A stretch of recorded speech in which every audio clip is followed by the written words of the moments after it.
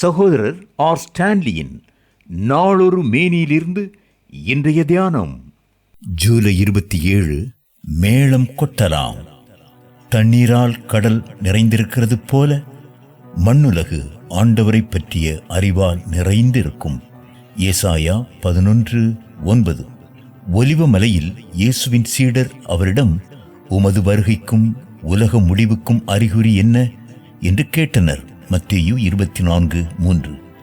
முடிவு கால அடையாளங்களை வரிசைப்படுத்திய பின்னர் அவர் உலகமெங்குமுள்ள எல்லா மக்களினத்தாரும் ஏற்றுக்கொள்ளுமாறு விண்ணரசை பற்றிய இந்நற்செய்தி உலகமெங்கும் அறிவிக்கப்படும், அதன் பின்பு முடிவு வரும் என்று முடித்தார்.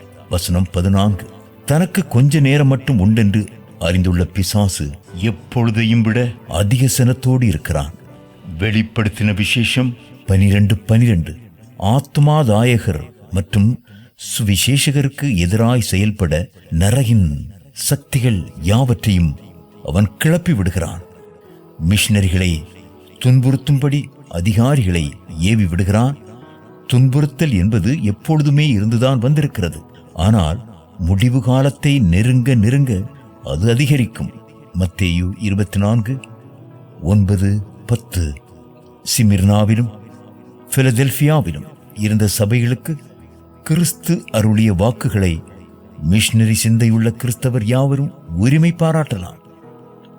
உனக்கு வரவிருக்கும் துன்பத்தை பற்றி அஞ்சாதே. இதோ எவரும் பூட்ட முடியாத கதவை நான் உனக்கு முன் திறந்து வைத்திருக்கிறேன். இதோ விரைவில் வருகிறேன். வெளிப்படுத்தின விசேஷம் 2:10 மற்றும் 3:8-11 வசனங்கள். மிஷனரி பணியில் உலகெங்கும் ஓர் எழுச்சி ஏற்பட்டுள்ளது. கடந்த 20 நூற்றாண்டுகளிலும் இவ்வளவு வேகமாக திருச்சபை வளர்ந்ததில்லை. கதிர்கள் இன்னும் அறுத்து முடிக்கப்படாததால் வயலின் சொந்தக்காரர் மாலை 5 மணிக்கு கூட அறுவடையாளர்களை அழைக்கிறார். மத்தேயு 20:6-7. பெந்தேகோஸ்தியை முன்மாரிக்கு ஒப்பிட்டால் கிறிஸ்துவின் வருகைக்கு முன் எல்லா வயல்களிலும் நல்ல விளைச்சல் உண்டாகும்படி நமக்கு பெய்யாய் போகும் மழையை பின்மாறி எனலாம். சகரியா 10:1. இக்கடைசி மணி நேரத்தில் தூயாவியானவர் தமது வல்லமையை அசாதாரணமாய் வெளிக்காட்டுவார்.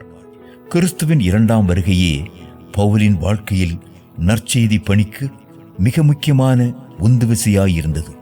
ஆண்டவரது வரவை விரும்பியதால் ஆத்துமாக்களின் இரட்சிப்பை பவுல் வாஞ்சித்தார். தனது குமாரன் தீமோத்தேயுவும் இதே ஆவியை பற்றி கொள்ள ஆசித்தார். கிறிஸ்துவின் பேராணையை தீமோத்தேயுவுக்கு நினைப்பூட்டுகையில் அவர் அடிக்கடி 2ஆம் வருகையை குறிப்பிட்டார். 1 தீமோத்தேயு 6:12-15 வரை, 1 தீமோத்தேயு 6:12-15 வரை, 2 தீமோத்தேயு 4:1 மற்றும் 2 வசனங்கள்.